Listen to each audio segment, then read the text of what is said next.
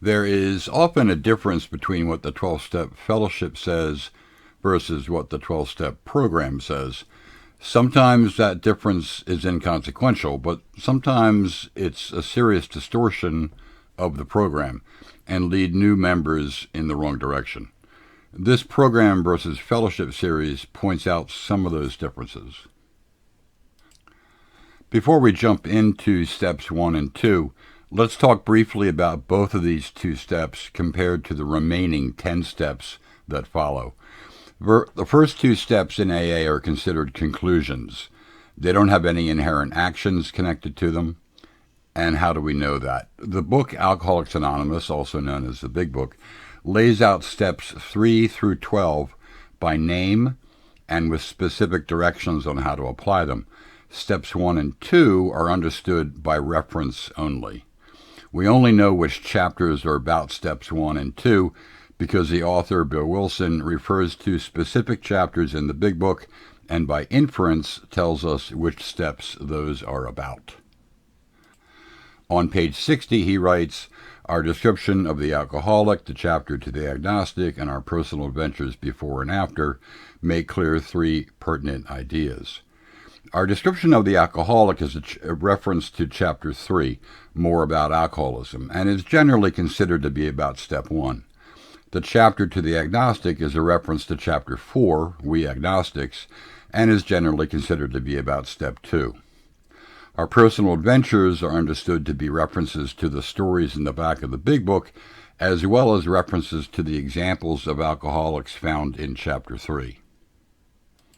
In addition to all of that, the chapter The Doctor's Opinion is widely seen, at least among Big Book circles, as central to step 1, for 2 reasons. First, it used to be chapter 1 in the Big Book, before Bill Wilson moved his own story into that position. Second, because it describes how the original AA members viewed and understood the condition that we call alcoholism. That context is important if we're to make sense of what follows, and a lack of context is in general the source of much of the fellowship's misstating of the program. Step 1 says we admit that we are powerless over alcohol, and it also states that our lives are unmanageable. The way Wilson wrote the step, with an M- or extended hyphen, between the statement about powerlessness and the statement about unmanageability, means the 2 statements are mirrors of each other.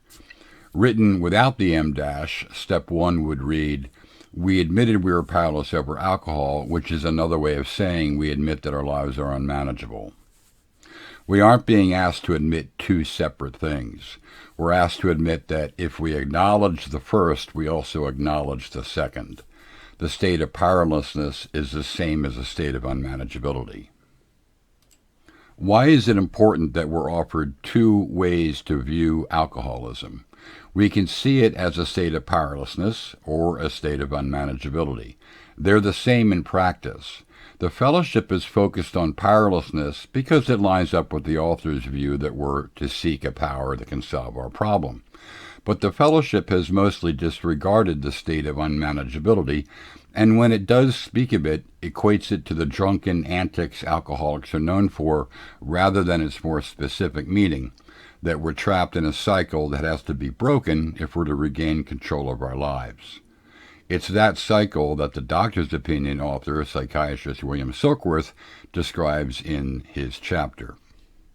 He says, after they have succumbed to the desire again, the desire to drink, as so many do, and the phenomenon of craving develops, they pass through the well-known stages of a spree, emerging remorseful, with a firm resolution not to drink again. This is repeated over and over, and unless this person can experience an entire psychic change, there is very little hope of his recovery. That's unmanageability in a nutshell, or powerlessness if you prefer. For an agnostic or atheist, framing step 1 as an admission of unmanageability clears away the powerless versus higher power debate and presents the problem in clearer terms. The Doctor's Opinion is also where we learn that alcoholism is a 2-fold illness, physical and mental. A later reference in the text to spiritual malady prompts the fellowship to claim that alcoholism is a threefold illness: physical, mental, and spiritual. But that's an example of a logical fallacy, similar to say that the cause of a headache is a lack of aspirin, or the cause of cancer is a lack of chemotherapy. There is a correlation between a lack of spiritual practices and alcoholism, but it's not the cause of alcoholism. Correlation isn't causation. There are millions of people on this planet with spiritual maladies who don't drink or drug themselves to death. There are also millions of people who have overcome alcoholism and drug addiction without the use of spiritual methods. Plus, a treatment for an illness can also be considered its cause. But back to twofold. The physical part of alcoholism described in the doctor's opinion is a craving for more alcohol once some is consumed. Unlike other 12-step fellowships, AA's use of the word craving is a reference only to what happens once alcohol is ingested. Craving in AA is not the desire to drink that prompts someone to pick up a drink. It's the need for more alcohol once someone has begun to drink. Silkworth also uses the term allergy in connection with craving, which the fellowship has often criticized, but in the early 1900s, when the Big Book was written, the term allergy was widely understood as a hypersensitivity to something. Allergy's definition has changed since then, but its use in the Big Book should be understood in the earlier context of hypersensitivity, not by its current meaning. Hypersensitivity was viewed in the early part of the 20th century to be an abnormal physical response to something, such as a drug or antigen. An alcoholic's need for more alcohol once some is consumed is still considered abnormal, as most people don't experience a need for more. Conversely, the mental component of alcoholism described in the doctor's opinion centers around the emotional state that precedes the return to drinking. Silkworth describes it as a desire to drink that we struggle to say no to, brought on by being what he calls restless, irritable, and discontent. The fellowship has focused on Bill Wilson's use of the word obsession as the mental component of the illness, but this view isn't supported either by the doctor's opinion chapter or Wilson's own use of the term obsession. The word obsession shows up twice in the Big Book, once where Wilson writes, "There is the obsession that somehow, someday they will beat the game," and another where he writes that somehow, someday he will control and enjoy his drinking is the great obsession. This sounds more like wishful thinking than anything else. Silkworth's observation that an uncomfortable emotional state precedes a return to drinking also lines up with our current understanding of addiction, an effort to escape pain or discomfort. Silkworth writes that drinks are taken to achieve a sense of ease and comfort. Ironically, Wilson also suggests that drinking might be related to being restless, irritable, and discontent, but does so indirectly or unconsciously. On page 51, he writes, "An alcoholic is confused and baffled by the seeming futility of existence, which explains the underlying reasons why they are making such a heavy going of life." He writes, "Leaving aside the drink question, this tells us why living was so unsatisfactory." Step 2 asks us to conclude, or come to believe, that we can find a way, AA calls it a power, to be restored to what the author calls sanity. But let's look at how Wilson uses the word sanity.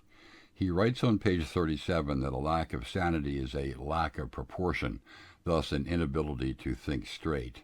The opposite, sanity, therefore, is a sense of proportion, an ability to weigh one thing against another and make an appropriate choice. If we view addiction as a response to pain, then choosing to lessen the pain might outweigh the potential cost of doing so. Look at it this way. Until someone is offered another way to relieve pain, choosing what looks like the only option isn't necessarily insane. Misinformed, perhaps, but not insane. Additionally, the second step doesn't ask us to believe in anything. It says, come to believe that. It asks us to come to a conclusion. Whether one believes that a power greater than themselves or something else is the fulcrum by which recovery is achieved is up to the listener. But the step isn't forcing us to say what the solution is, only that we are open to the possibility. Asking someone whether they believe that they can overcome hunger isn't the same thing as asking someone to believe that eating a ham sandwich is the only option. By misinterpreting the request to come to a conclusion and making the step instead about believing in something, the fellowship has created a dead end where many members wallow, unable to believe in something they can't define, and that wallowing often leads to relapse.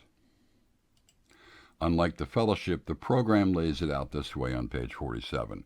Do I now believe, or am I even willing to believe, that there is a solution? AA's solution is a power greater than ourselves, but even AA permits us to define that power however we want. The step's not so much about the power as it is the willingness to accept the possibility of a solution. Can I eat something to relieve my hunger, or must it be a ham sandwich?